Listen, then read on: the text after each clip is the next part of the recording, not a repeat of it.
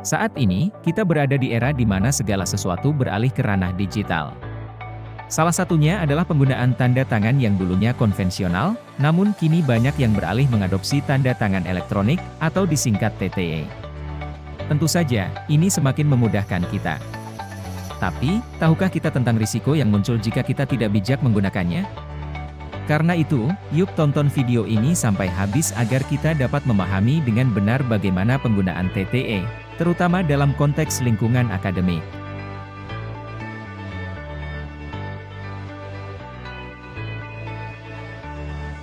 Menurut Undang-Undang ITE Nomor 11 Tahun 2008 Pasal 1 Ayat 12, tanda tangan elektronik adalah tanda tangan yang terdiri atas informasi elektronik yang dilekatkan, terasosiasi, atau terkait dengan informasi elektronik lainnya yang digunakan sebagai alat verifikasi dan autentikasi.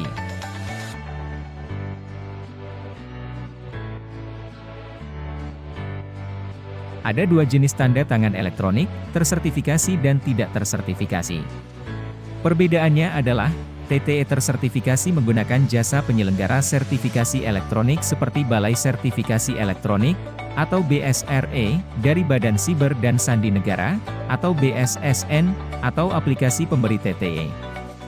Sedangkan TTE tidak tersertifikasi dibuat tanpa menggunakan jasa penyelenggara sertifikasi elektronik seperti yang disebutkan sebelumnya dan hanya dapat digunakan untuk menandatangani informasi, dokumen, dan transaksi elektronik di lingkungan internal saja.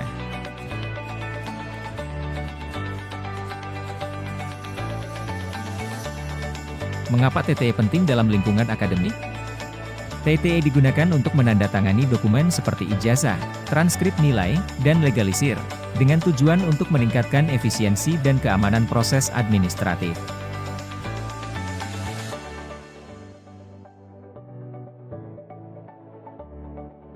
Bagi yang membutuhkan TTE, selalu mengedepankan prinsip berhati-hati, menyimpan, dan menggunakan TTE sesuai dengan tujuan yang telah disepakati. Jangan pernah mendistribusikan atau mengubah TTE tanpa izin pemberi TTE. Bagi pemberi TTE, gunakan TTE tersertifikasi terutama untuk dokumen sensitif dan selalu menyimpan salinan dokumen yang sudah dicantumkan TTE. Jangan mendistribusikan soft file TTE yang berpotensi disalahgunakan.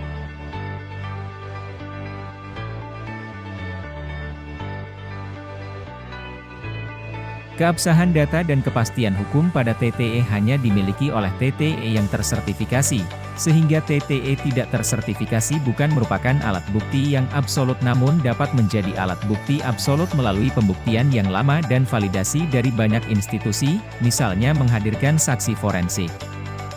Sanksi hukum bagi pemalsuan TTE diatur dalam Pasal 51 Ayat 1 UU ITE.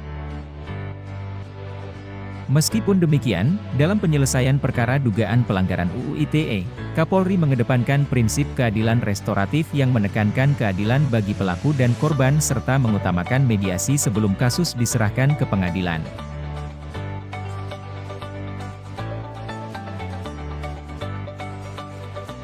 Apabila terjadi penyalahgunaan TTE, sebagai mahasiswa di lingkungan akademik, langkah apa yang harus dilakukan? 1. Mengakui kesalahan serta meminta maaf kepada dosen yang bersangkutan. 2. Meminta arahan dari dosen yang bersangkutan mengenai prosedur yang harus ditempuh selanjutnya.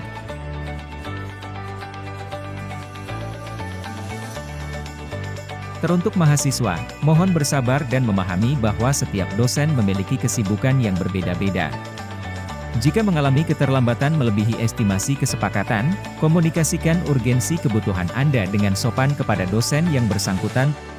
Teruntuk dosen, mohon pertimbangkan dampak penting pemberian TTE bagi kemajuan akademis mahasiswa Anda. Berikan estimasi waktu yang jelas dalam proses pemberian TTE kepada mahasiswa yang membutuhkannya. Terima kasih telah menonton. Jangan lupa untuk selalu menghormati prinsip dan peraturan terkait tanda tangan elektronik.